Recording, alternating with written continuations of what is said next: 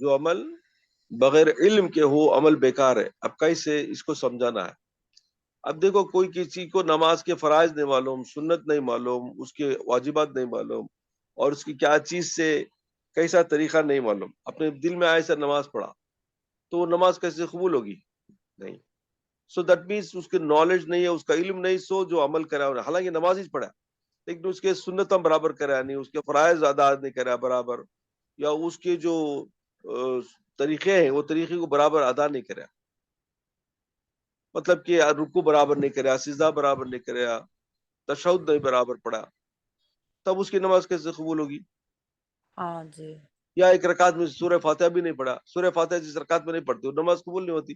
تو ایسی چیزیں جو کیا ہے بغیر علم کے جانے کے اگر کوئی پڑھ لیا کھڑے ہو کر نماز، دیکھنے میں نماز لگتی ہے تمہارے کو، لیکن اندر اس کے اندر جو اس کے عمل کے اندر جو کرنا تھا وہ نہیں کرا تو کیا ہوگا؟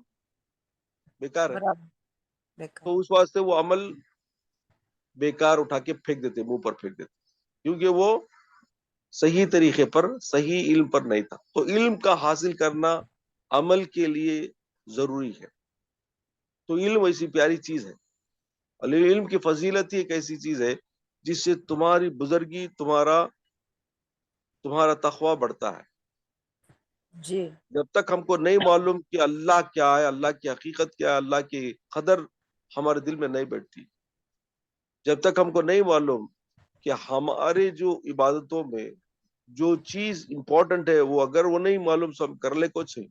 وضو کرتے، وضو چہرہ برابر دھوتے نہیں، یہاں سے کان سے وہ کان کی لوڑ خالی منہ پہ پھیر لے، تب کیا ہوگا؟ تمہارا چہرے کا دھونا فرض ہے وضو میں، اور فرض ہی تمہارا پورا نہیں ہو تو وضو پورا نہیں ہوا، اور وضو پورا نہیں ہوا تو تمہاری نماز کمپلیٹ کیسا ہوگی؟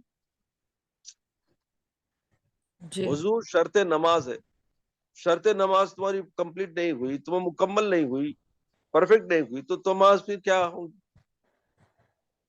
وضو ٹھیک ہے، نماز میں جو فرائض وہ ادا نہیں ہوئے تو اس کی کیا حقیقت ہوگی؟ نماز بھی پڑھا تو بے چینی سے پڑھا، چین سے نہیں پڑھا، جلدی پڑھا، تو پھر وہ نماز کیسی قبول ہوگی؟ تو ایسا بغیر علم کے جانے کے کوئی عمل بیکار ہے.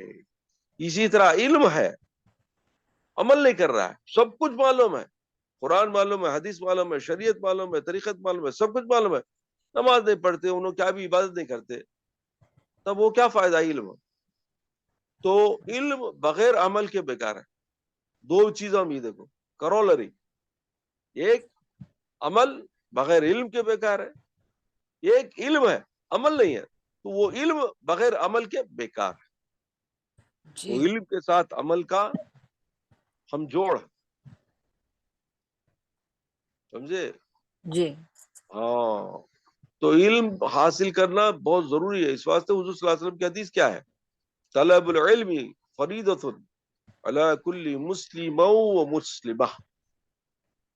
علم کا حاصل کرنا فریضہ ہے، فرض ہے، کس کے لیے؟ مسلمان مرد اور مسلمان عورت کے لیے. اب علم دین سب سے امپورٹنٹ چیز ہے جو ہمارے ساتھ آنے والی ہے، اس کو چھوڑ کے ہم دنیا کے علم کی طرف رجوع کرتے. کرو، اسے منع نہیں کیا گیا اسلام میں، دنیا کے علم حاصل کرو، ترقی پاؤ، رزق کے دروازے کھولتے، اللہ رزق کے دروازے کھولتے علم دنیا سے. علم دنیا بھی ضروری ہے تمہارے دنیا کے سروائیول کے لیے، تمہارے دنیا کے رزق حاصل کرنے کے لیے ضرور حاصل کرو، اس میں کوئی شک نہیں ہے. لیکن ساتھ ساتھ تمہارا دین کا علم تمہارے پاس رہنا ضروری ہے، کیونکہ بغیر عبادت کے تمہاری زندگی بیکار ہے. تم دنیا کتنا بھی کما لو لیکن آخر لوٹیں گے کس کے پاس؟ خدا کے پاس. خدا کی طرف کیا دنیا دیکھیں گے؟ اللہ. دنیا تو تمہارے لیے سروائیول کے لیے ہے جی، اللہ کے لیے تم نے کیا کیا؟ تو اللہ پوچھیں گا میرے لیے تم نے کیا کیا؟ تو اللہ کے لیے جو ہماری جو اللہ کا حق ہم پر وہ یہ ہے، اللہ کا حق ہے نہیں ہمارے پاس، جی. بندے کا حق اللہ پر ہے، اللہ کا حق بندے پر ہے.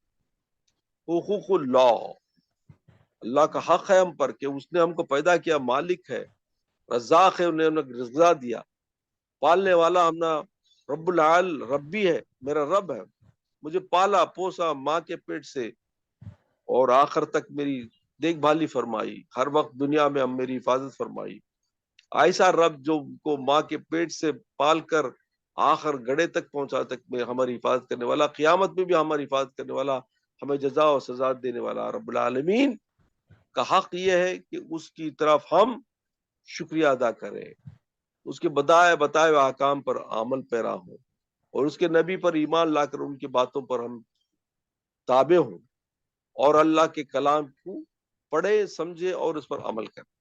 یہ اس کا حق ہے۔ اب یہ حق ادا نہیں کرے، تمہیں دنیا کماتے کماتے چلے گئے تو تمہارا کیا ہوگا شر؟ برابر. واسطے اللہ کا حق ادا کرنا ضروری ہے۔ تم دنیا بھی کماؤ، اللہ نہیں بولتا نہیں، نو پرابلم، تم کماؤ کھاؤ پیو مزہ کرو، اللہ بھی خوش ہوتا ہے، بندہ اگر خوش ہے تو اللہ بھی خوش ہوتا ہے، لیکن کب؟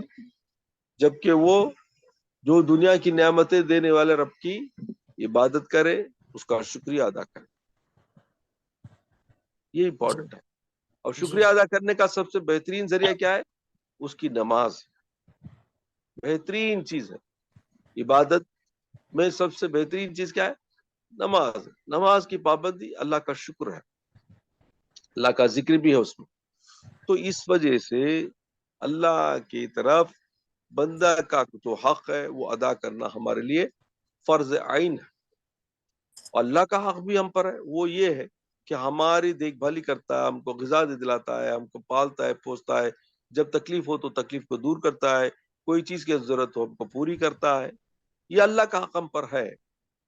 ایز اے رزاق وہ ہم کو غذا پہنچاتا ہے ماں کے پیٹ سے آخر تک، اور پالنے والا رب ہے، ہم کو بچپن سے لے کے آخر تک ہماری پرورش کرتا ہے، اور حافظ ہے، وہ ہمارا حفاظت فرماتا ہے ہر بلا سے، بیمار سے، اور وہ ہمیں ہر چیز سے مہیا کرتا ہے، سہولتیں دیتا ہے، اور ہماری استعانت کرتا ہے، مدد کرتا ہے، جب بھی ہم کو ضرورت پڑی ہاتھ اٹھائے مانگے اللہ سے تو اللہ مدد کرتا ہے۔